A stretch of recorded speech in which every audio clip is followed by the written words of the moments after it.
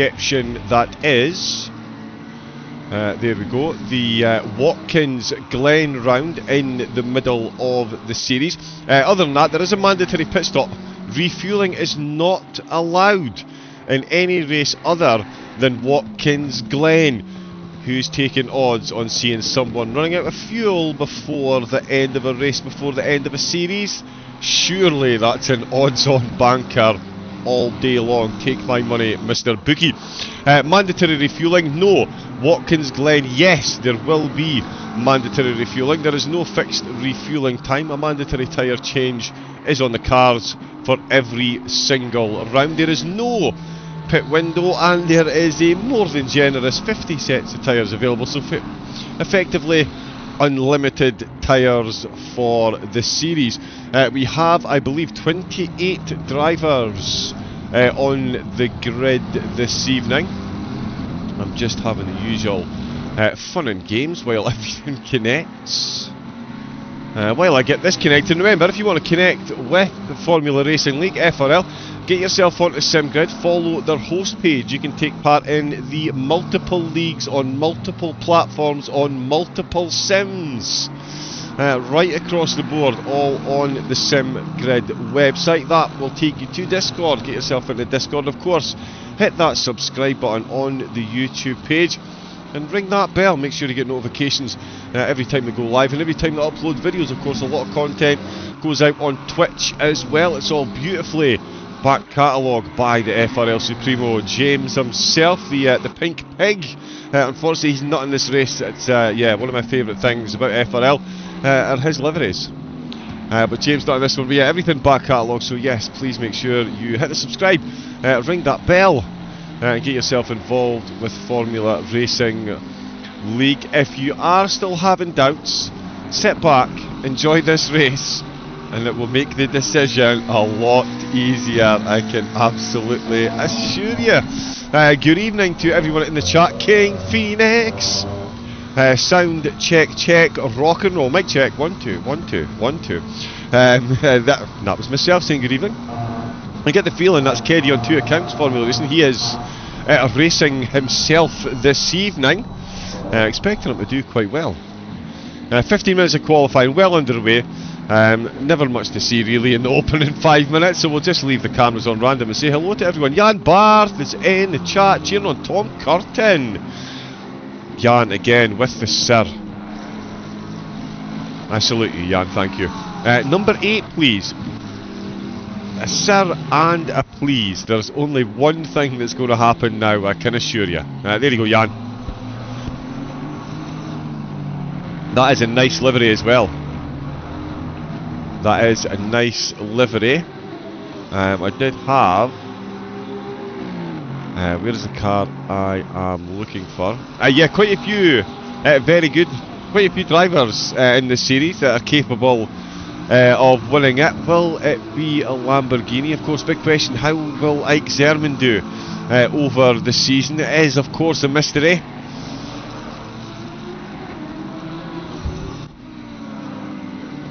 I am a dad. I mean, yeah, dad jokes are one thing, but that was a bad joke. But yeah, Ike Zerman, loving the Mystery Machine Mobile, Mystery Machine livery. There's quite a few crackers through the field. Let's jump back on though to car number 8 and talk more about the series ahead of us. As I say, there is the 7 rounds. There is a drop round as well, so the drivers will have their lowest score removed from the series standing. Their 6 best will accumulate to give them their final points standings. It is real weather as always at FRL, so accuweather.com, and you can go and find out what the weather's going to be like for the next races as well. The time multiplier is on ×1. There's a live broadcast and commentary.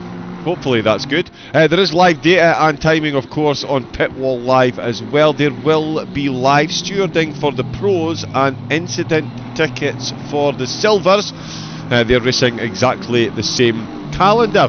And the prizes, pure sim gear, of course, dedicated to sim racing. They've got gloves and socks, again, specifically designed with sim racing needs in mind. The pro winner will receive gloves and socks, or a voucher to redeem for gloves and socks of their choice, and the silver winner will receive a pair of the Pro gloves. And yeah, all recipients and everyone in as well has to have themselves an FRL licence. You can get yourself a Formula Racing League licence, go into the hot stint. I keep threatening to do so, but I can't get close enough to the time that I want. But yeah, get yourself a licence within Formula Racing League as well. There's even an overlay you can show on your streams. That is a gratuitous amount of time, I think we can all agree, for the car. Guided by Tom Curtin at the moment. He's down in 21st position. Let us shine a potential light. We'll try and shine a light. It is dark out on track, and it is Krzysztof Stachecki though who is lighting the way. 1 minute 32.7. It really is difficult for me to verbalise some of these times given how slowly I go around these tracks. Thomas Nopek ably giving chase. It just goes to show you how good Stachecki's time is stacking up. Oh yeah, sorry, noting from the production crew, FRL, you are on thin ice with the dad jokes, please stop. Thank you. Okay. Yeah, so he's 2/10 ahead of the rest of the field.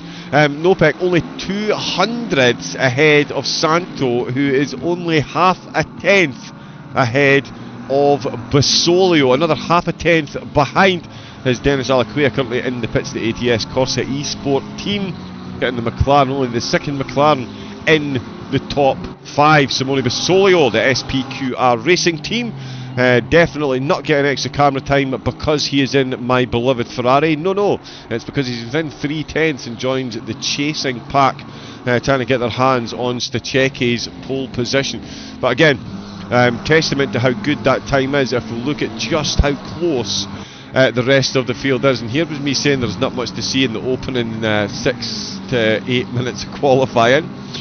We've currently got 13 cars within 7/10 of a second. Is Misano. Ike Zerman, no mystery where he's qualifying, inside the top 20, 16th. In fact, putting him within 8/10. That's now 18 drivers within a second. Javier Gonzalez for the Tire Sim Racing Esports, almost bang on a second off the pole time, finds himself in 18th place. That is a close grid. The slowest two drivers on the grid, Mikel Rodriguez and Simone Sperla, have set exactly the same time. Yep, that's how close this league is going to be. Phenomenal times coming in right through the field. Basolio looking to break away from the pack he finds himself entrenched in at the moment. He's fourth with 4 minutes to go and he's got 2/10 in his pocket. Needs 2.5. Can he find the other half a tenth? I really should have done a track guide. Hands up anyone in the class that doesn't know Misano. No, there we go. I'll get away with doing a track guide. I had a little bit of an on-board then, so just keep watching the action in qualifying unfold. There is one of the Porsches that I was looking at. Beautiful decals on that one. Benjamin Eck is the other one. The Great White Shark, I believe he is rocking. Yes, he is. Of course, homage to the Spitfire. Let's see what Basolio does. Their netcode, or an extra use of the handbrake to steady the car around the penultimate corner. He's going to come across the start-finish line. He is improving. Oh, and out of no place while that was happening, Daniel Tuda. He's thrown himself right into the mix as well. He's gone quicker than Nopek, but been beaten by Basolio less than half a lap later. Basolio now a tenth behind Stachecki. And the slowest two drivers on the grid have set exactly the same time. Can we talk about how close this grid is a bit more? Okay then, let me just put more credence to that. Javier Gonzalez now finds himself in 20th, but still exactly 1 second off the pole time. 20 cars within a second. Who is, look, hand up, Formula Racing League TV with the hand up. Well then, okay, with 2 minutes left of qualifying, let's jump on board with the fastest driver on track. He's just making his way into the Variante del Parco, and then through Curva del Rio. This one, that double right-hander, so much fun. And then it is the long straightaway into Curva Quercia. Love these names as well, by the way. I can only apologise to any of our continental viewers that take offence at my Scottish attempts to enunciate these even remotely correctly. Horrific has been a word that's been bandied about quite a bit. Not one I can argue with. That was Tramonto, an unbelievable overtaking opportunity. Tramonto that we've just passed. You want to know what's not a phenomenal overtaking opportunity? Corvone. I have been wrongly under the impression that getting an overtake round here is a good idea. Certainly on this exit here, if you can position it far enough over on the right at this part of the track. But coming off of Corvone, Angels fear to tread. We're talking side by side through Blanchimont for me on that one. Then it is into Curva del Caro. There's the pit entrance on the left hand side. There is Stachecki slightly slowing down so you can get a good flyer on the lap. That curve on the right hand side will catch out at least 5 drivers over the hour. You have my word. Into turn number 1. So easy to carry too much speed into this one and into turn number 2. This is the important part. Getting the foot down as early as possible, finding that grip and tearing the car into the corner that we started on. It is Del Rio. As you can see, there certainly won't be dancing down the Rio given the light that we've got. It is diminishing. Gonzalez has gone quicker by 1/3 of a 1/10 of a second to get within a second. Rolando Mesa 1.2 now behind, 21st position. Himself, Gallo and Rodriguez all set in almost identical times. Stachecki not up on his time, backs out of it, knows that he is done. Basolio is done. Tuda done as well. Oh no, my apologies, Tuda is certainly not done, and Thomas Nopek is looking to bring home the bacon. The Mad Panda might not be so mad at the end of this lap.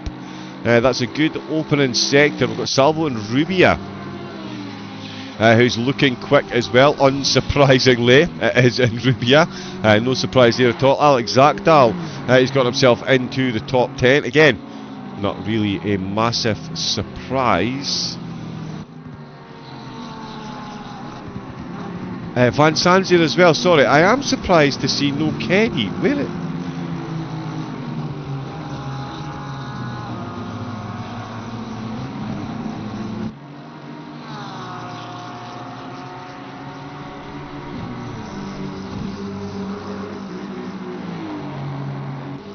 Okay, I've just seen that. How was the sound with everyone, by the way?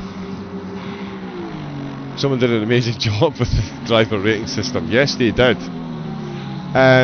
Sorry, so is anyone having any anyone having any issues with the sound? I've just got a little message from James. There's an unexpected number of audio channels we recommend. Okay,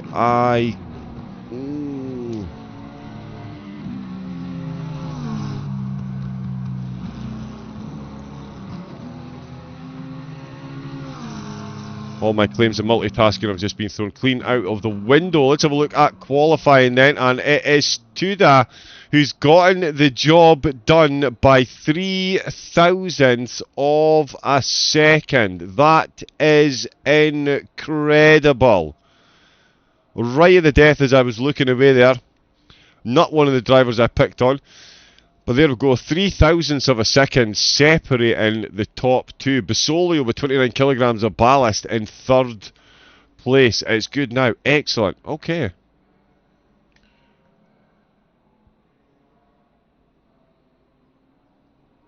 Sweet. Excellent. Good, good. Basolio there. And let's just have a look. Matt Garby. Yeah, I can sort that for now. I do actually use 7.1, but I can turn it down to 5.1 for the next one just to avoid any potential issues, because I know there were some problems with Twitch recently. So, but yeah, Garby, what a time he set. Takes purple sector 2. The drivers either side of him, Zakdal and Pithivier, setting identical sector 2 times, and in fact there was 3 or 4 drivers set multiple close times yet.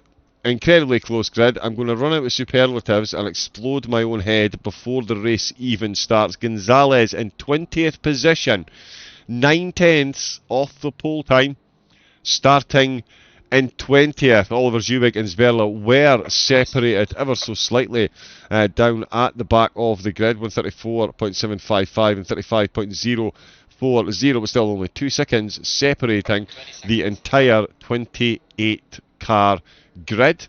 I'm going to quickly change some settings so we can get better visibility. Well, while I do, let us just bask in the glory that is the calendar for the Pure Sim Gear GT3 Masters Season 11, brought to you by FRL. We are starting Mi Amore Misano, as I'm more than happy to call this track. Let us load that. And we can see, I have seen the light. Excellent. Although now everything else is frozen. We've got Suzuka next up, Snetterton, 90 minutes of Watkins Glen. Love it. Hilton Park, Zandvoort and Indianapolis all on the cards for the drivers. They are afforded 1 drop round over the series. The remaining 6 scores will be tallied. The winner, of course, receiving a voucher for gloves and socks from series sponsor Pure Sim Gear, and in fact they are of course sponsoring the Silver Series as well, which is on the go at exactly the same time as the same calendar for the Silver drivers. Thanks to a very clever driver rating system, the drivers all perfectly placed within their respective splits, and again, cannot harp on about this enough, 20 cars within 9/10 of a second. That is exactly how you want to see a series start. Again, one of these series you can safely say will go down to the final checkered flag. I mean, you're probably talking, we're going to need to see at least 12 cars, I would say. At least 10, we'll go for 10. I'll play it safe. It'll take 10 cars crossing the line on the last race before we find out who's won the series. I really can't see anyone running away with this one. And the 90 minutes of Watkins Glen, that really is going to be a very, very important race. Remember, you can keep up to date with all of it. Hit the subscribe button, hit that bell, get yourself onto FRL's host page on SimGrid. You can get yourself involved in rFactor 2, ACC on PC and PlayStation 5, and of course a bit of F1 as well for you real speed junkies. So yeah, get yourself over to FRL's host page on SimGrid, and that'll take you to all the links, and of course all the links on the about page on YouTube as well. This is round number 1. We've got 1 hour of racing. We've got 1 mandatory tyre change during this, and 5 other rounds. The 90 minutes at Watkins Glen, slightly different pit rules. We will, of course, go over those in good time once again. 2.6 Italian miles of tarmac separating the drivers from the podium spots this evening. No pit window, completely open strategy, but no refueling is allowed. So the cars are fully loaded to the end. Let's see who can bring home the Parmesan here in Italy.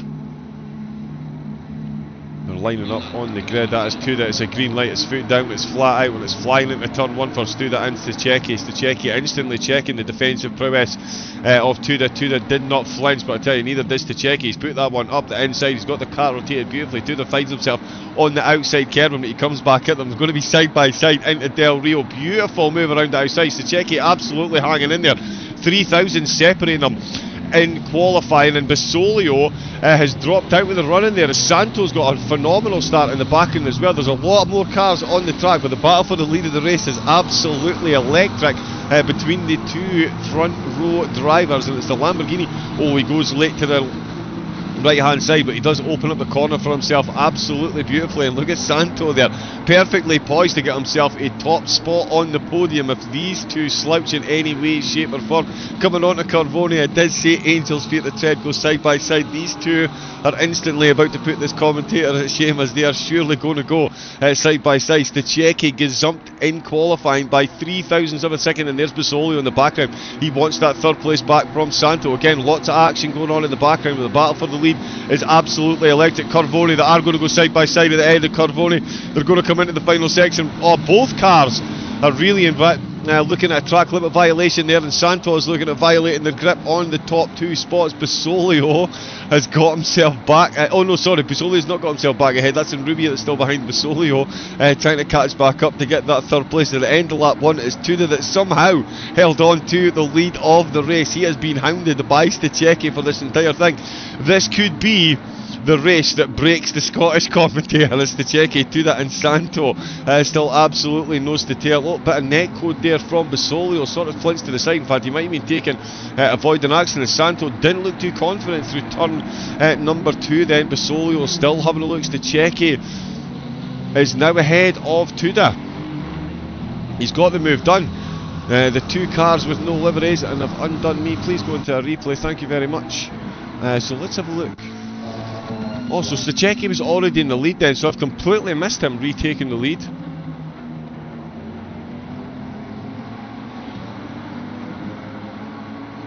Well, but anyway, we'll crack on with what we do know. That was a lot of action to keep up with between those two, and I think the timing deltas have done me wrong. And yeah, the two dark cars with no liveries has kind of left me a bit of a sunder, but it's Stachecki that's leading to the second place.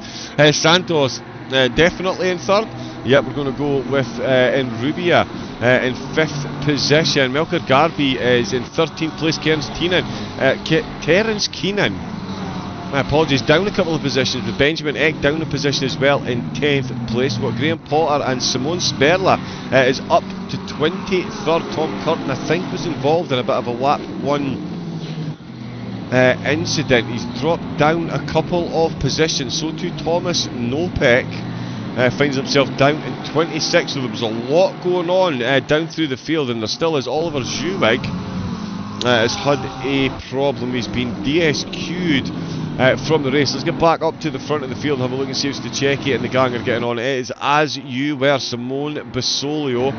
Let's see if we can have a look. There he is, the car in the middle. He's only 2/10 behind Santo. He's still got in Rubia. The two Lambos absolutely flanking that Ferrari. Of course, Santo and Rubia both tyre sim racing esports drivers. Can they work together and get in Rubia past Basolio as well? I'm sure they won't mind working together. Alaquia has got Van Sand and Alex Zakdal up in 6th position, just ahead of them, the FRL racing team. Algrenz Ballard, I hope I'm pronouncing that one even remotely correct, but he's got Van Sant and Alquia behind him. Suarez being held up by Eck and Pithivier at the minute. Keenan, Garby and Tassin all looking very close there as well. Wow, the ranking system in this race is working an absolute treat. Look how close these drivers are. Basolio, here he comes, having a look along Corvone. Doesn't do what the leaders do. Look at the two-tyre sim racing cars, absolutely swamping the SPQR car at the minute.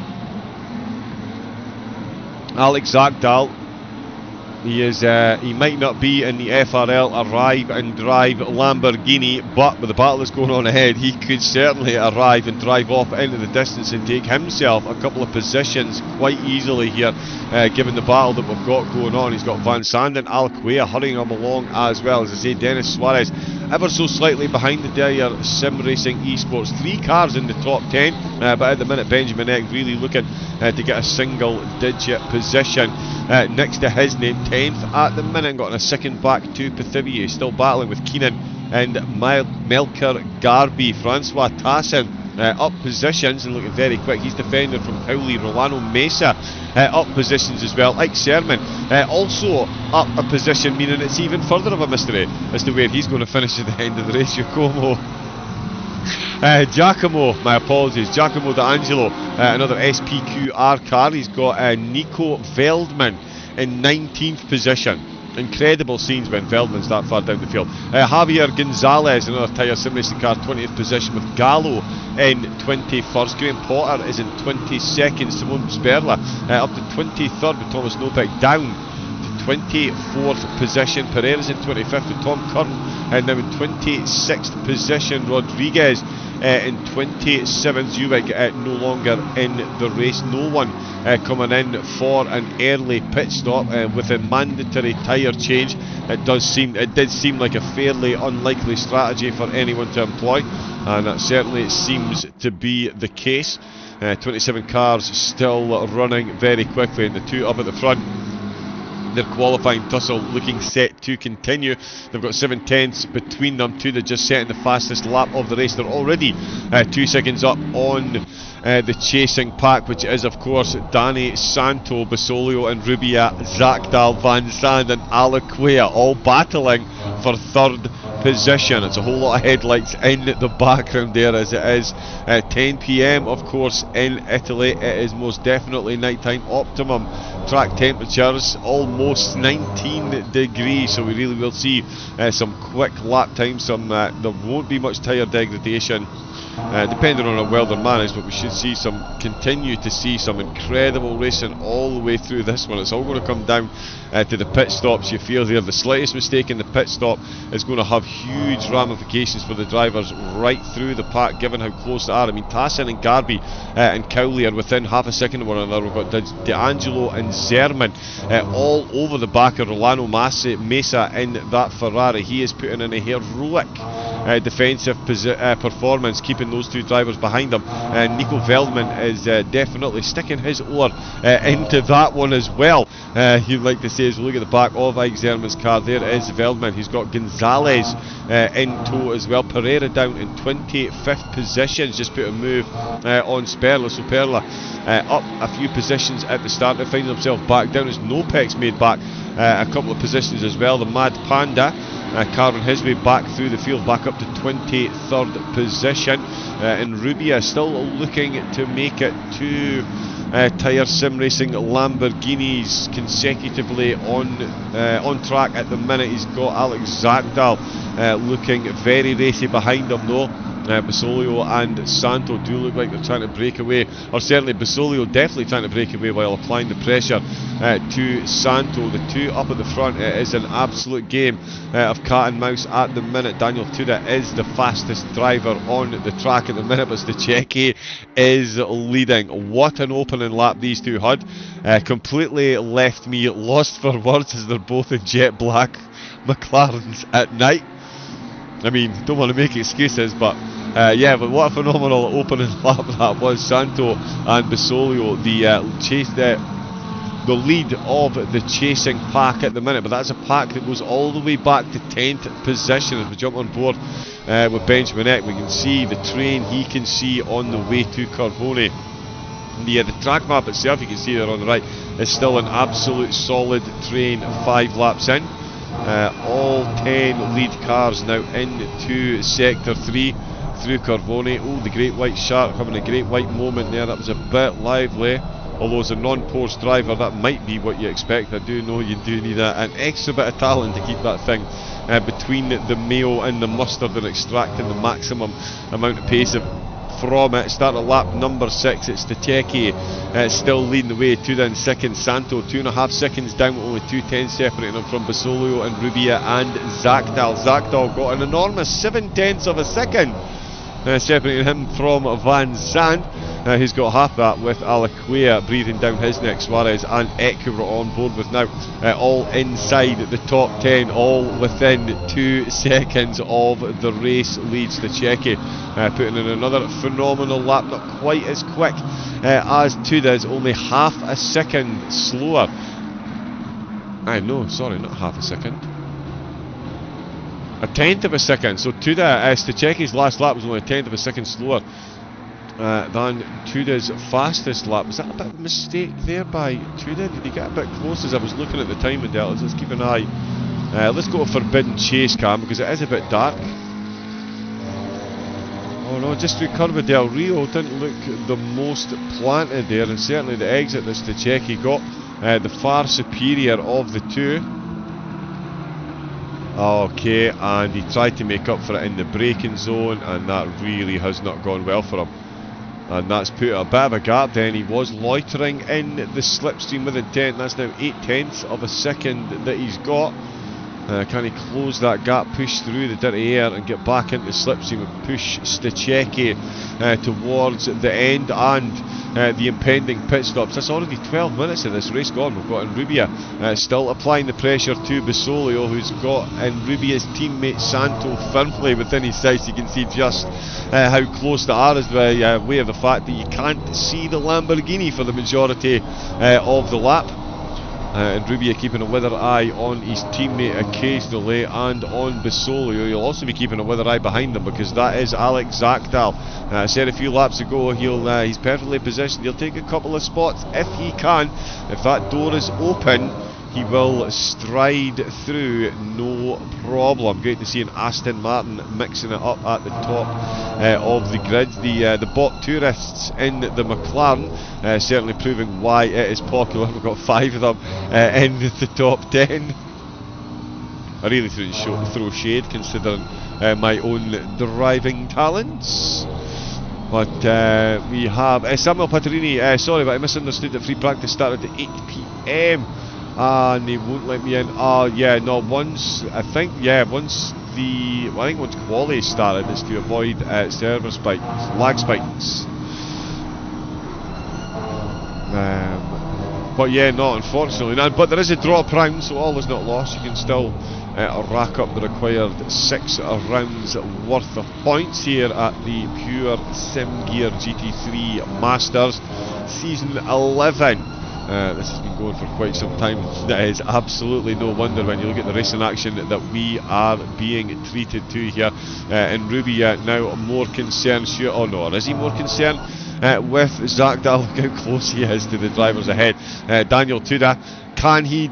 The question was, after that little mistake and misjudgment in the braking zone, can he catch up and get back into the slipstream? Answer, yes. How quickly? Very. He's already right on that rear spoiler once again. He set the fastest lap of the race, and he is giving Stachecki an absolute run for his money. Stachecki does seem to be the quicker again out with Curva del Rio, but then off the back of Carbone, Daniel Tuda absolutely closes that gap once again. So late on the brakes, but manages to rotate that car. Must be wrestling that steering wheel. I don't imagine he's got that too far above 6 Newton meters.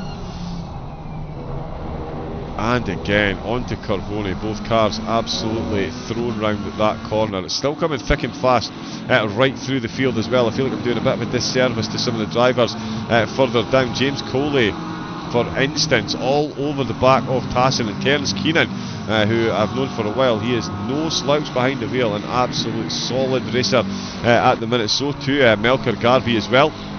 Great to see Melker taking part in the McLaren 12th place at the minute, and it's Keenan that he is defending from the 2 McLaren drivers, being joined by the pair of Ferrari drivers, Coley and Tassin, and Giacomo.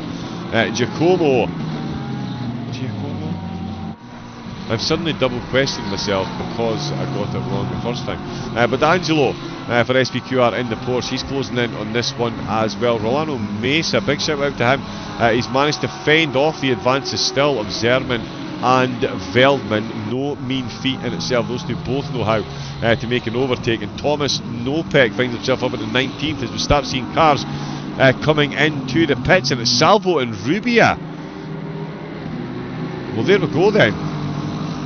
Running in 3rd position. There is no damage on that car. There's 45 minutes left, so he's going to do 45 minutes on his fresh set of tyres. Easily doable in 19-degree track temperature. But there we go then. And Rubia, the first one, that is for me very interesting. He's going to come out. Oh well, yeah, okay, he's going to come out with plenty of free track ahead of him. That could be a bit of a world day. Is that Stachecki and Tuda going side by side? Absolutely, of course it is. Why wouldn't it? It's Carbone. Is Tuda currently in 2nd place? He is looking obviously very quick. He's got the fastest lap of the race, although Stachecki averaging only a 10th slower. Again, side by side into Carbone. Again, it's Stachecki that's right on the outside line. Tuda's not taking no for an answer this time. and he's made his way through. A lot of light flashing there from Stachecki. There is live stewarding on this one. Let's go to Forbidden Chase Cam once again. We are on board here with Daniel Tour, as we can see, coming into Corvone. Blanchimont and Corvone side by side. Never the best idea. And as we can see here, the two of them, he does put it up the inside. Very good on the brakes. He's right on that inside curb and those Stachecki right out on the outside. That's one that the stewards may well have a look at as Stachecki flashes the lights, but it is Daniel Tura, pole sitter, who is in the lead of the race, 7 tenths up on Stachecki. Santo, who is now in third. Still in third with Basolio in fourth. It's Zakdal that's been promoted because Rubia came into the pit. But while all that's going on, Danny Santo has halved the gap to the lead 2. You've got to love it. Simone Basolio in fourth place, doing his best to keep up with Santo and staying within that 6 tenths. Zakdal getting within 7 tenths of Basolio, with Rubia coming into the pits, and Rubia back out of the pits as expected. Dead last, and he's actually come out right in front of the race leaders. And Rodriguez, I wasn't going to talk about it. I thought Misano will be kind to us this evening, but we're in the opening 10 laps and we've got a drive through for track limits. We've got in Rubia, who is just out of the pits. He's taken his mandatory stop and he is not far ahead of the race leaders. Now, instantly, obviously, the connotations of having his teammate so close to the lead 2, that does bring all sorts of equations to the forefront. Dennis Alaquia looking to make it a much easier equation. What's 7 minus 1? That would be 6, and the one he's looking at minus is Sandro Van Sant. He's been all over the back of him so far, and Alex Alctal certainly looking busy. That was Suarez looking for a corner there. Oh no, it wasn't Suarez, that was Alaquia. My apologies, that was Alaquia that was running a bit deep there. Let's see how Tuda is getting on in regards to Rubia. Now in Rubia, 1 minute 33.9 his quickest lap. The lead 2 are averaging about 1:33.7, so only a couple of tenths difference between the time up at the top. There is some stewarding results coming in as well, which unfortunately you all can't read. I will amend that as soon as possible. But that was 10 seconds have been given to Van Sant there in 6th place. You'll serve that during his pit stop. If you are going to get a penalty in this race, get it before you come into the pits. You don't want that looming over your head in the second stint. I mean, the best thing to do is not get a penalty. But yeah, and I'm assuming that wasn't a lap 1 because they are more harshly judged, I believe. Yes, Angelo in 15th position in the Porsche. He's still pressing to get past the 2 Ferraris. These 2 Ferraris did look like they were going to give the 2 McLarens a run for their money. They're at 1.6 in arrears to Garby and Keenan.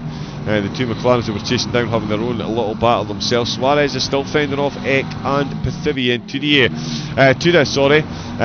Not quite able to show a clean pair of heels to Stachecki. Still 6 tenths separating those 2. Basolio within 2 tenths through the telemetry line behind Santo.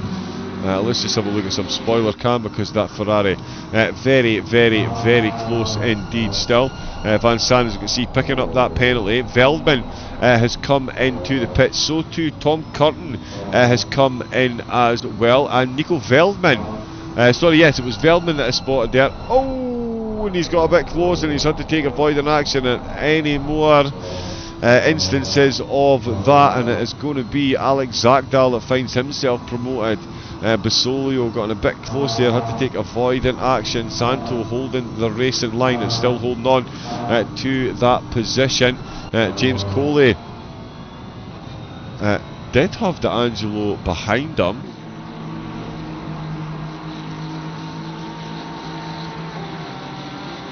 Oh, and D'Angelo's in front, so I've missed an overtake there. Let's have a look. Oh, we've already he's already gotten past, but yeah, D'Angelo did make his way past Coley then. Rolando Mesa's lost a couple of positions, so D'Angelo now in between the two Ferraris. Yep, D'Angelo, Tassin, Keenan and Darby still ahead. P3 is still very much in touch with Benjamin Eck, who is more than in touch with Dennis Suarez at the minute. You can see those shark teeth looming large in the background. That's a barrier. That is some teeth looming in the background. Benjamin Eck looking to take a bite out of Dennis Suarez, finishing position. The Tire Sim Racing driver hanging on well at the moment. Danny Santo is not where we were aiming for. It was Daniel Tuda who is still in the lead. We're 13 laps in. We're starting to see cars come in and take that mandatory pit stop, get that mandatory tyre change.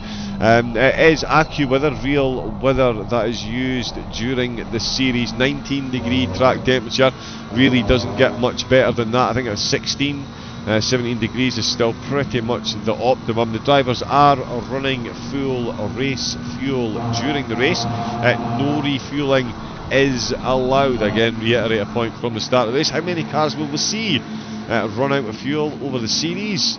Potentially quite a few. I myself do like to keep an extra 10 litres in the petrol tank, but that's why I commentate and don't actually race. So there we go. P3, he's definitely racing at the minute. He's got Eck and Suarez still ahead of him. Can't quite find that chink in the armour to get himself that overtake to the Anstachek. He had a phenomenal lap number 1, then to the followed for 11 laps. Got the overtake done. Made his way through, and Stachecki has chased for the last 2 laps, and that looks like it is going to continue solidly until one of them gets either A, an overtake so they can swap positions again, or B, one of them comes into the pits. We're already 23 minutes into this race. How time flies when you're having fun and you're watching 20 cars that qualified within 9/10 of a second of one another. Absolutely incredible stuff. Ike Sermon in the mystery machine, back down to 18th position, and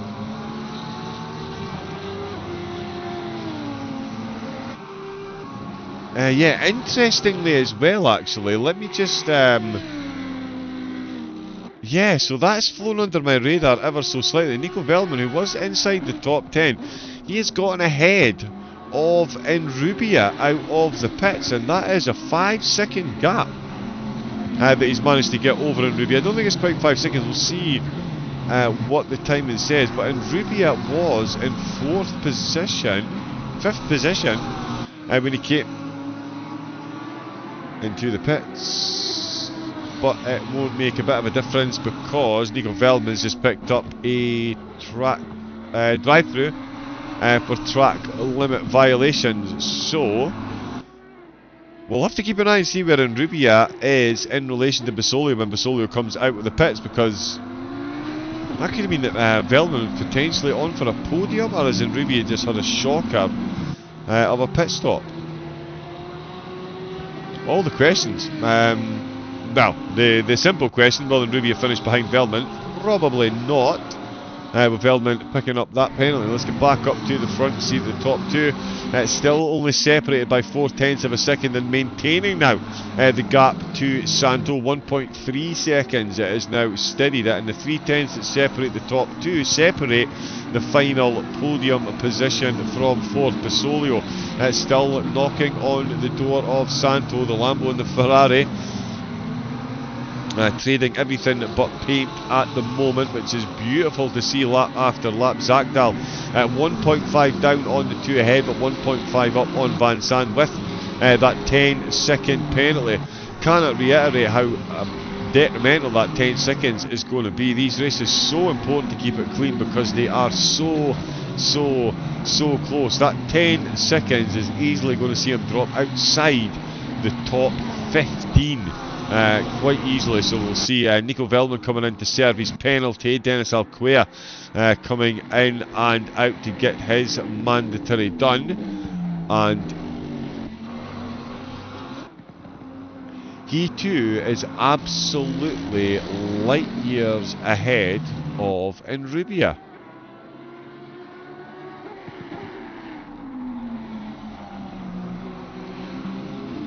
So let's just have a quick look. And I mean, I know I said the pit times were going to be crucial for this one. I wasn't sure they were going to be quite this crucial. So let me just get some extra data up on the screen so we can have a bit of a look at this.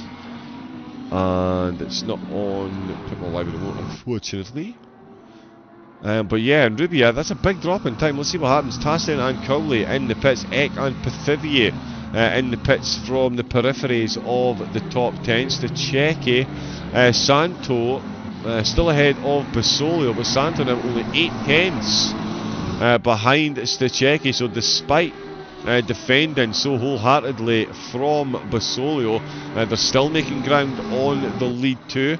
Tassin and Cowley both on their way out. Eck, Pithivier both on their way out as well. And Dennis Alaquia is still behind them.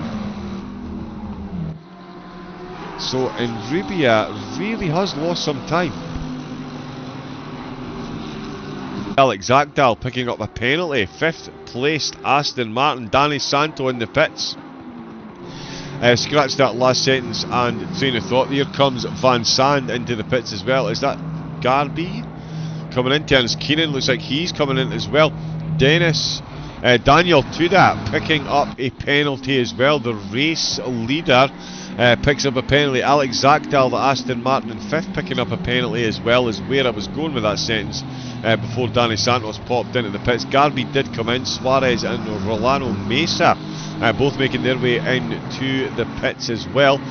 So approaching the halfway mark seems to be when the drivers are fancying getting this straight 50-50 over the 60-minute race. Seems like not too bad strategy. That's going to put D'Angelo and Nopek back up to 7th position. The Mad Panda car, of course, still has to pit. But it just goes to show you how close they feel. They're certainly not out with the running for a top 10 spot by any means at all. Stachecki and Tudor, will either of those two pit? Are they going to go straight for the 50-50? Is Tudor going to come in to shrug off that 5-second penalty? Again, that is going to bring him out behind. Oh no, now Alex Zakdal's got a 15-second penalty, and I can't get a timing note. He'll be ahead of Terence Keenan, so he should hang on to a top 4 position, but you've got to think that's going to put him behind Basolio as well as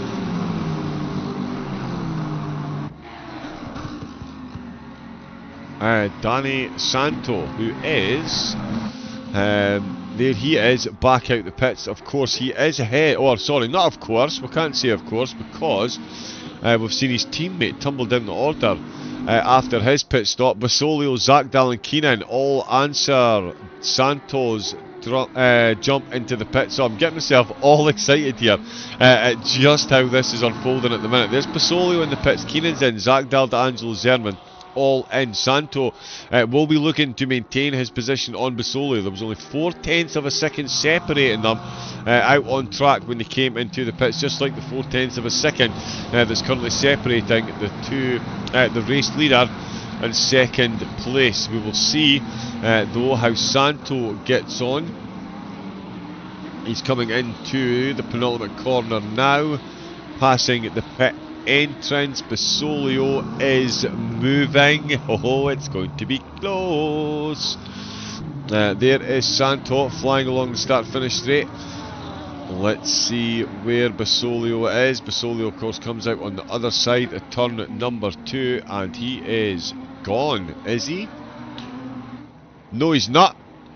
The undercut has worked. An absolute dream then. Oh no, my goodness. Basolio was chasing, so he's increased the gap. So it wasn't quite the undercut working, but yes, well, yeah, the undercut did work because Danny Santos has increased the gap between himself and Basolio. There we go. Did get myself a bit excitable there, didn't I? But yeah, so Danny Santos has maintained his position ahead of Basolio and increased the gap that he's got, so he'll be more than happy with that. His teammate will certainly be looking to take lessons on that pit stop there, given how far down the order Enrubia now is. 21st position for Enrubia. So not sure what's going on there. Stachecki comes in to the pits from second. Pereira and Gonzalez both coming into the pits. They've made their way up into the top 5 with all the pit stops going on. Thomas Nopek up to 3rd position in the Mad Panda, and giving them a free track he's got ahead of him. I don't imagine he's going to be coming in anytime soon. Stachecki already on his way out. Daniel Tudor with a 5-second penalty. There's 29 minutes left of the race. No pit window again, but there is a mandatory pit stop. Daniel Tudor does have some fairly solid amounts of traffic ahead of him. So does he answer straight away to his race-winning rival Stachecki, who's back out in 3rd place? We'll let the telemetry fully catch up. Danny Santos setting the fastest lap of the race. Daniel Tudor does answer straight away. He comes into the pits. Thomas Nopek could potentially take the on-track lead as Danny Santo takes the fastest lap of the race by 7 thousandths of a second. Daniel Tudor's quickest lap, 1 minute 33.677, and Danny Santo 1 minute 33.670. 7 thousandths of a second separating the fastest lap. Again, how close is this field? Thomas Nopek doesn't fancy taking the on-track lead for too long. He comes in to the pits. Daniel Tudor still very much stationary. Danny Santo just coming into the penultimate few corners now. That is the penultimate corner he'll be going through next, so Tudor should be fine. There he is, dropped and back on his way. And something that's flown under my radar ever so slightly is the fact that Stachecki is actually no longer in 2nd place. He is behind Santo. So Stachecki's come out of the pits. I did not realise that. He's come out of the pits and he is between Santo and Basolio. So that is an absolute worldie of a stint by Danny Santo. Not only getting a bigger gap over Basolio, he's managed to get himself ahead of 2nd position. He's setting the fastest laps. And Daniel Tudor is now, oh, we've got more drive-thrus, Gonzalez and Zerman. Both picking up penalties for track limits. 34 minutes into the race, Daniel Tudor now finds himself down in 6th.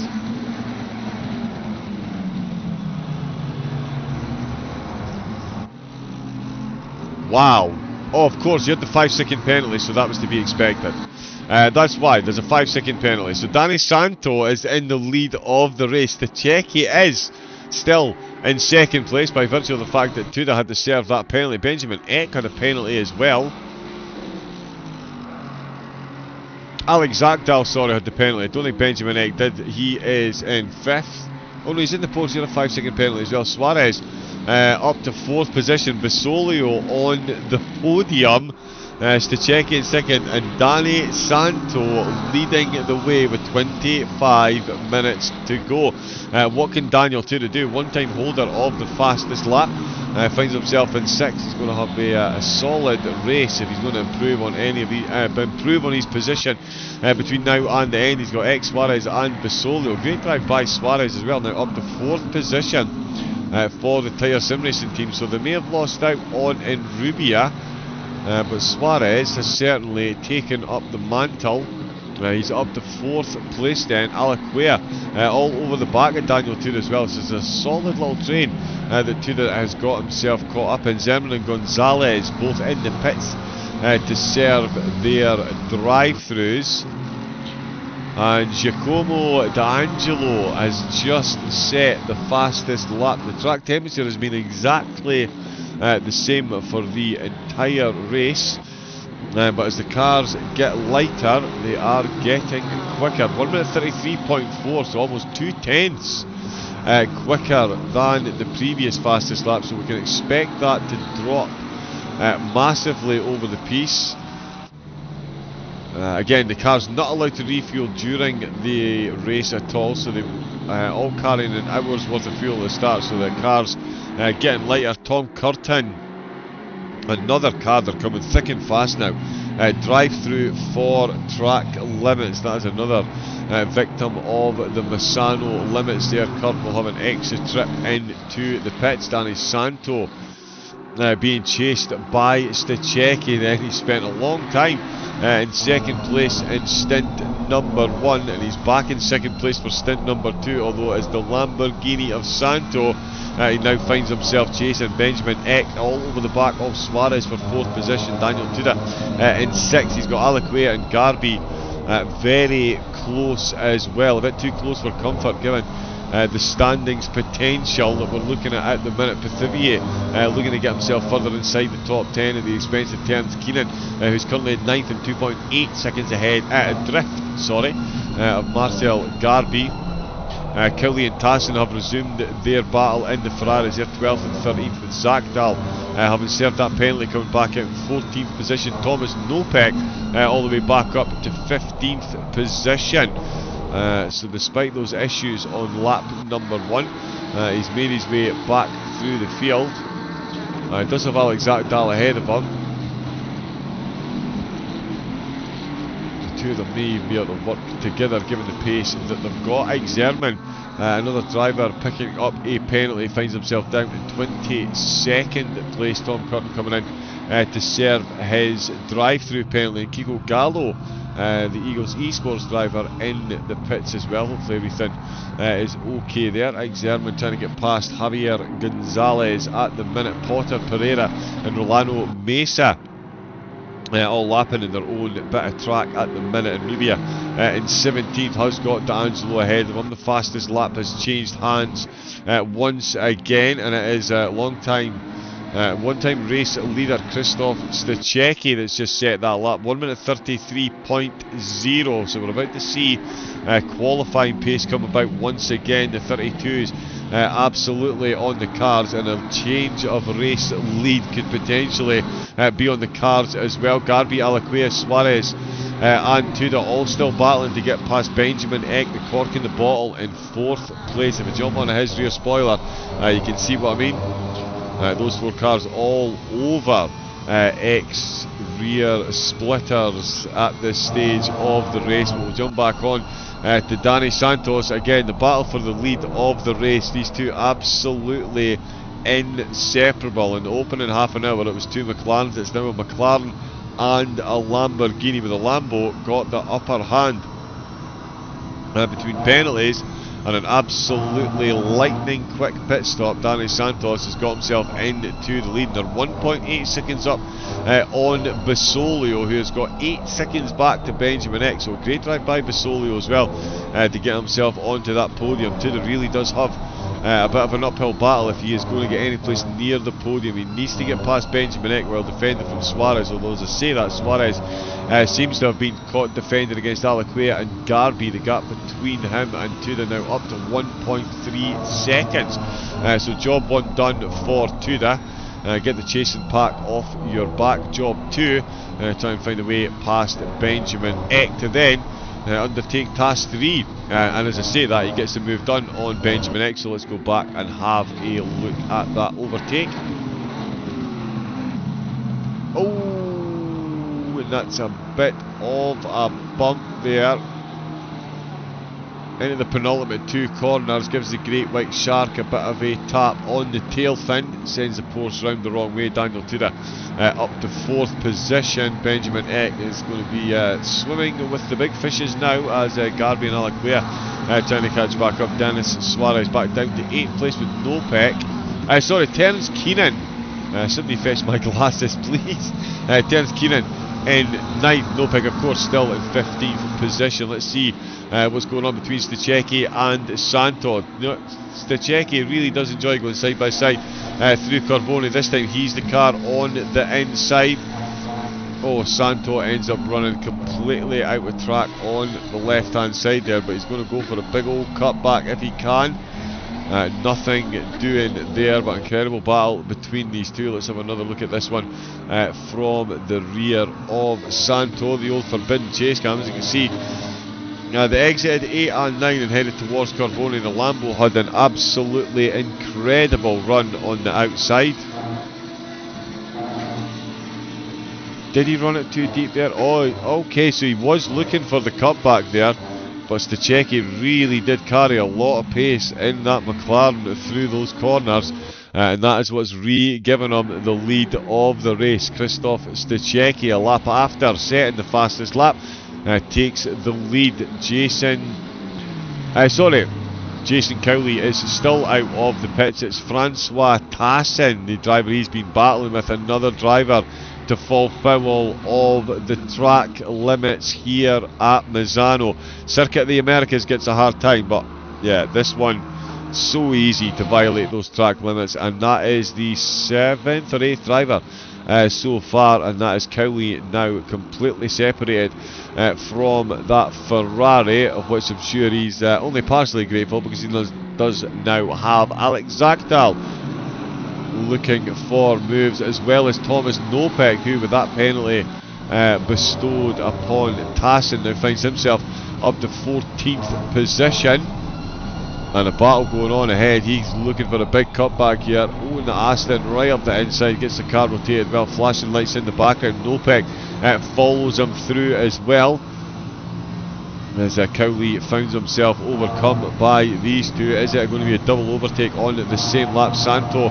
still within half a second. Benjamin Eck still within half a second of Tuda as well, so those battles certainly not done. Garby and Alaquia still going at it. Tuda got a bit of time to try and catch up to Basolio, but Basolio lapping very quickly at the minute, and in fact he's caught up to within 1.1 seconds. These battles are going to go right down to the checkered flag. I once again stand by my statement. It's not going to be till the top 10 car, the first 10 cars cross the line on the last race, we will find out who the series race winner, the series winner is. Of course, it is the pure. I've been so excited, just so engrossed in the action. It is, of course, the Pure SimGrid GT3 Masters Season 11. This is why it's gone on for so long. Phenomenal racing right through the series. Misano, Suzuka, Snetterton, Watkins Glen, Oulton Park, Zandvoort and Indianapolis all on the calendar. Absolutely incredible collection of track for an incredible collection of drivers. And that is a car doing donuts at the side of the road, and that is Marcel Garby. Melker Garby, sorry. Was that Melker Garby? Let's just have a check. I think it was.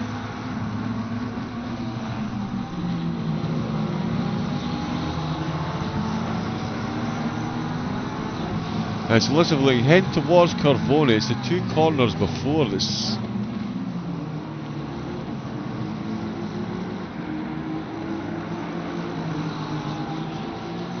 No, it was not. It was Louis Pithivier. My apologies. It was Pithivier.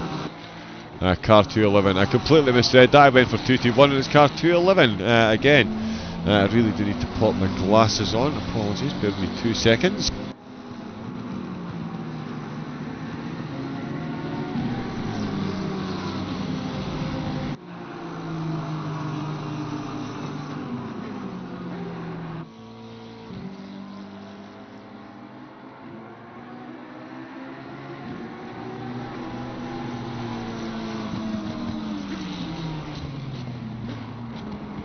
There we go. Oh wow, Daniel Tuda picks up another penalty, causing a collision. 10 seconds have been stacked upon the driver. That is all podium hopes clean out of the window. What is not out of the window is the battle between Santo and Basolio. What a race these two have had. Santo and Basolio have been nose to tail for 35, 40 minutes of this race. Santos comes out the pits to take the lead, loses the lead to Stachecki, who goes on to take Santos' fastest lap as well, and now Basolio has got himself within a second. And just further down the top 10, Melker Garby all over the back of Alaquia. Thomas Nopek up to 11th position. Now he's got himself past Alex Zagdal. Has he got himself past Alex Zagdal? As the Aston and the Porsche are going side by side. Oh, full wing mirror babies will be born after this one as they come through the penultimate corner at Zagdal. That's just got his nose back in front of D'Angelo. Cowley and Pithivier have taken up where Cowley and Tassin are no longer battling. Tassin, after the penalty, back out in 20th position. Good race by Sperla as well. Made up from the rear of the field up to 23rd. He's held that position. Tom Curran, Mikel Rodriguez all suffering penalties. Kiko Gallo in to serve a penalty as well. Nico Veldman no longer in the race after picking up that drive-through penalty. So far, if memory serves, we've seen 6 drivers receive penalties from the live stewards, and we've seen 9 drivers receive penalties from the in-game stewards, ranging from 5 seconds to drive-throughs. Thankfully, we haven't seen the old insult to injury coming for a drive-through for track limits and get a stop go 30 second for speeding in the pit lane. Have seen that in the upper echelon several times at this track, so fingers crossed we don't see that, but in the closing 13 minutes we could well see more drivers in the sin bin. We're going to see a phenomenal battle for the podium in the closing stages. Stachecki may have got the overtake done, but he's certainly not shown a clean pair of heels to the chasing pack. That chasing pack now consists of Santo and Basolio. These two were battling over third right through the opening exchanges. And there is Alec Ware, less than 30 seconds after I finished that sentence. Alec Ware picks himself up a drive-through penalty and manages to lose about 9 positions, I would say. Well, if I'm being honest, 9's probably generous. I think he's going to drop to somewhere down beside, just ahead of Tassin in fact. So yeah, outside the top 15.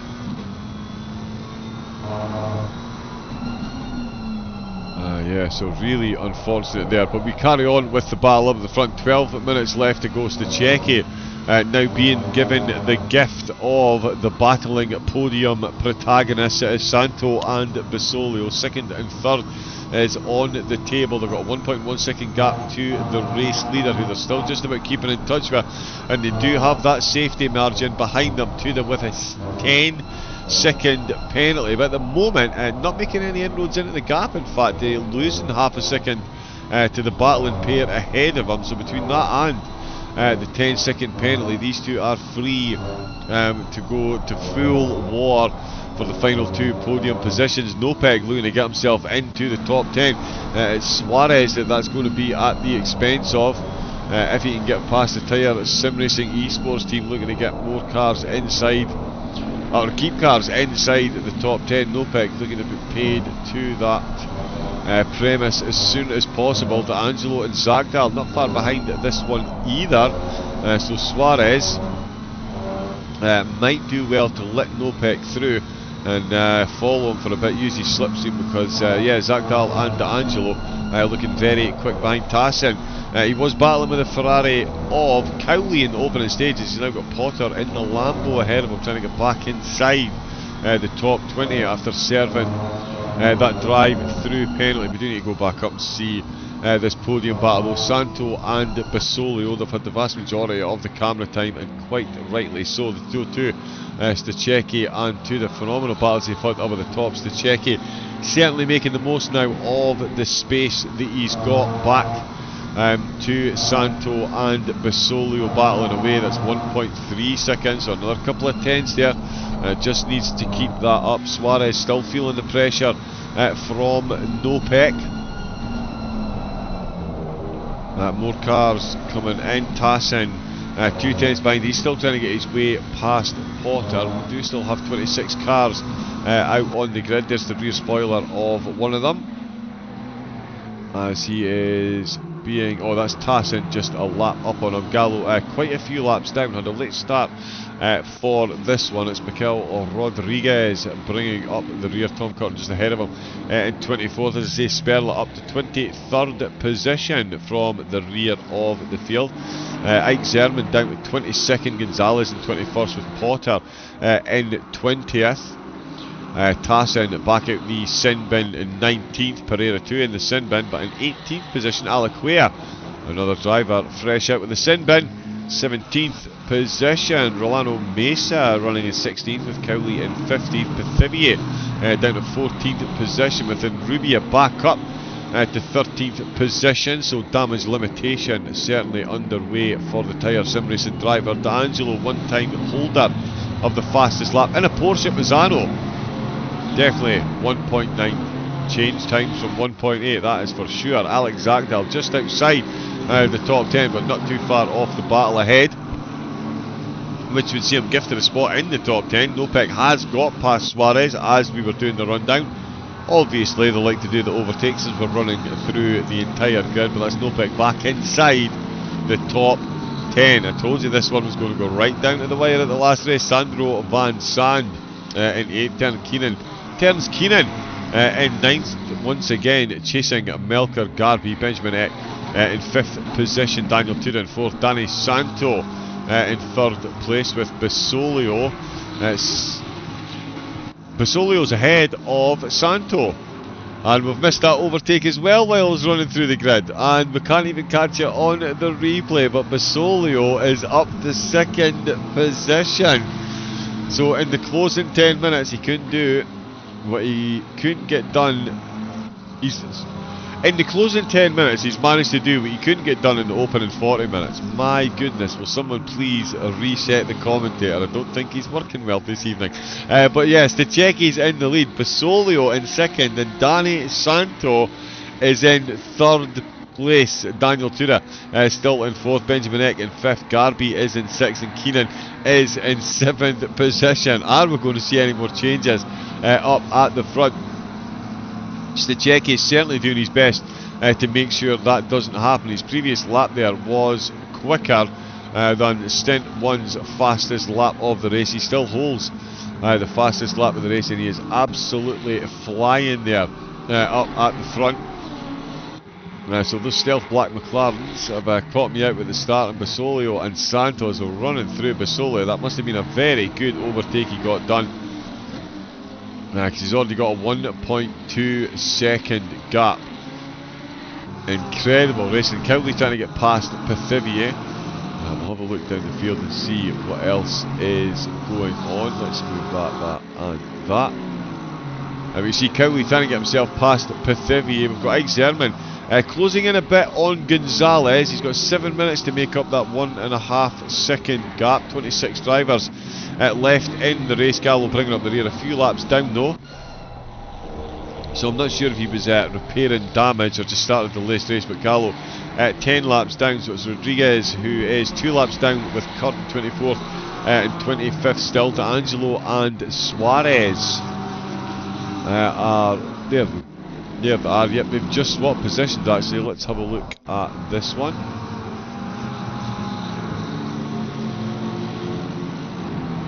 Yes, so D'Angelo was eyeing up Suarez then. Suarez was inside the top 10, but he's lost positions to Nopek, Zagdal, and now D'Angelo. Let's see, coming towards Corvone in fact.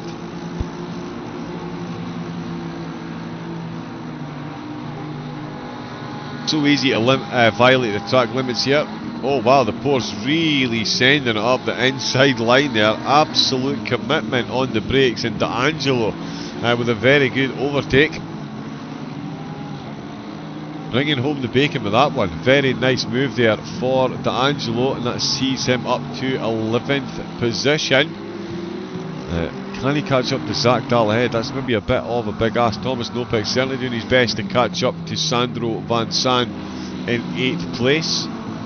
Again, could be a bit of a big ask, but all things are possible at Misano, home of the track limits of racing. As we've seen this evening, has been the undoing of quite a few drivers, and with 5 minutes left to go, I dare say it still could be.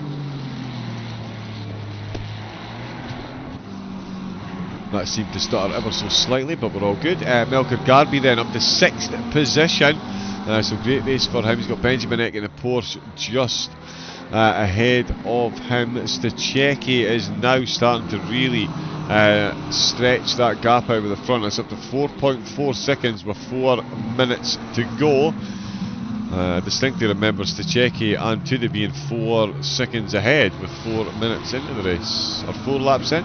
They were certainly showing good pace. Stachecki showing that pace once again. So too Daniel Tuda. The gap at one point was 9.9 seconds to Santo. In fact, no, my apologies, correction, it was 9.9 seconds to Basolio. Since then, Basolio's got the overtake done and Tuda has closed in 3 seconds. At the moment though, again, more damage limitation for Tuda. That 10 seconds will be applied to his finishing time after the race, and that will see him drop behind Benjamin Eck, behind Merkel Garby and behind Terence Keenan by 0.2 of a second. So he will be behind Terence Keenan at the minute by 0.2 of a second because of that 10-second penalty. So he needs to find 0.2 on Terence Keenan in the next 4 minutes to maintain 7th place. Otherwise it is going to be 8th for pole sitter Tuda. What a race. What a race it's been. Stachecki still carving out the laps up at the front. Alex Zakdal's been given a penalty. 15 seconds for causing a collision. The live stewards have bestowed upon the FRL racing team Aston Martin. Zakdal, again, given how close the field is, that 15 seconds will see him drop potentially 6 or 7, but definitely 6, potentially 7 positions right in the closing stages. You definitely want to avoid penalties at all costs. You definitely want to avoid penalties after your pit stops at all costs. At least then you've got a chance to try and fight back on track, but that will be added to. That's Zakdal and Tuda. Both picking up penalties in the closing stages, as Thomas Nopek is looking to pick up more positions in the closing stages. The Mad Panda Motorsport driving, whatever it was he was angry about, it's motivated him all the way back through the field. At one point back down to 24th place, now back up to 9th. And strangely, it has never at any point in time held the fastest lap of the race, but has set a 1 minute 33.397, only 0.3 slower than the fastest lap of the race, and in fact 0.3 quicker than the fastest lap that was held until Stachecki did the 33.0. So very quick laps put in by Nopek, and he is about 0.2 a lap on average quicker than Van Sant, but the number of laps he has left to get the overtake done are fast running out, as we are now less than 2 minutes to go on this one. The Pure SimGear GT3 Masters Season 11 from FRL. It's no wonder I call it Miyamori Misano. Drive through for track limits Van Sant, Thomas Nopek. The sim racing gods have smiled upon thee. Van Sant will put up absolutely, well, I imagine he's going to put up a very little battle here. A very little battle here indeed. That could not have been worse English. Congratulations. But he does have a drive-through penalty, and it's going to be on the penultimate lap, or he's going to have to serve it on the last lap, which will just get him an even bigger penalty. But that is Nopek then, up to 8th position, and safe from behind. Alex Zakdal's only 1.6 down, but he's 15 seconds up. Stachecki crosses the line to start the final lap with a 6-second gap. What a race this one has been. 20 cars within 0.9 of a second in qualifying. Santo only 1.2 down on Basolio. Great drive by the Ferrari driver as well. As I was saying, it is what an incredible start to round number 1 of the Pure SimGear GT3 Masters. Their dedication to sim racing, where specifically designed with sim racing features, will be the prizes for the winners in the Masters and Rookies series. So again, thank you to Pure SimGear for providing prizes for both classes. You too could be a winner at the Pure SimGear site. Use Friends of FRL 15 at the checkout, and you too you can receive a discount on their range of products. Let me just pop that in the chat. So there we go, we're coming through the final few corners. There's still a couple of overtakes potentially taking place in the background. Gonzalez on Zerman, Zerman back up to 20th position, but we'll focus on Christoph Stachecki taking the penultimate corner, rounds the last corner, and he is going to take the checkered flag from round 1 here at Misano. What an opener. Takes the fastest lap and takes the checkered flag after a hard-fought battle. And speaking of hard-fought battles, Simone Bisolio, I'm sure he will be delighted with that result. The SPQ Racing Team driver coming home in second place. Danny Santo for Tire Sim Racing finishing in third, and it is Tuda who crosses the line in fourth with an 8-second gap over Benjamin Eck, who's only 7 tenths ahead of Garby. So a couple of positions are going to drop there. Keenan and Nopek taking the checkered flags for 7th, 8th. Zach Dahl takes the checkered flag in 9th, and D'Angelo takes the checkered flag for 10th, with Rubia in 11th. These positions subject to change based on pending penalties. You can keep up to date with all of that action and what's going on with the final scores with on the SimGrid website. Remember, give the Formula Racing League host page a follow, and you can get updates on the scores as and when they come in, of course, in the Discord group as well. We've got some more cars crossing the line, but Stachecki, again, I'm sure he will be absolutely delighted with that race. Here's Potter Zerman just waiting on Gonzalez. In fact, is Gonzalez going to make it a grandstand finish? The Mystery Machine finishing in 19th place. Gonzalez just behind. We've got a couple of, let me just quickly grab this, roll on multi-PC streaming. Yes, please, let's have a look at the race. As we saw, Stachecki, Bisolio and Santo taking the podium honours in round number 1 of the Pure Sim Gear Masters Season 11. Eck, Garby and Tuda crossing the line in 4th, 5th and 6th. Some penalties to be handed out though, and I say again, all the results will be tabulated on the SimGrid website. There's the championship page there, and of course you can jump on to Discord as well and get yourself involved in all of the racing.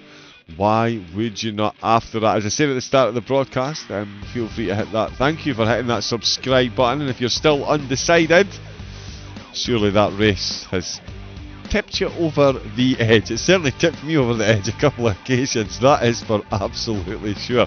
But what an opener that was, and what a series this promises to be. Again, sponsored by Pure Sim Gear, a business dedicated to sim racing racewear. They currently produce gloves and socks with specific sim racing features.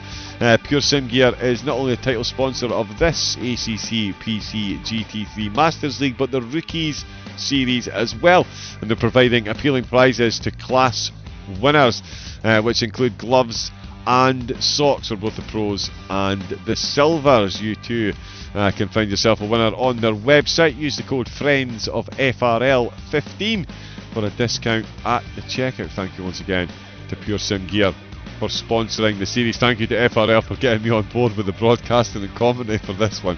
This is going to be an absolute cracker. Again, if you've hit that subscribe and hit the bell, thank you very much. All the support at FRL, massively appreciated. They've got racing on multiple platforms, on multiple titles, on multiple channels. There's live broadcasts on Twitch, everything beautifully collated on YouTube though by Mr. James Williams himself.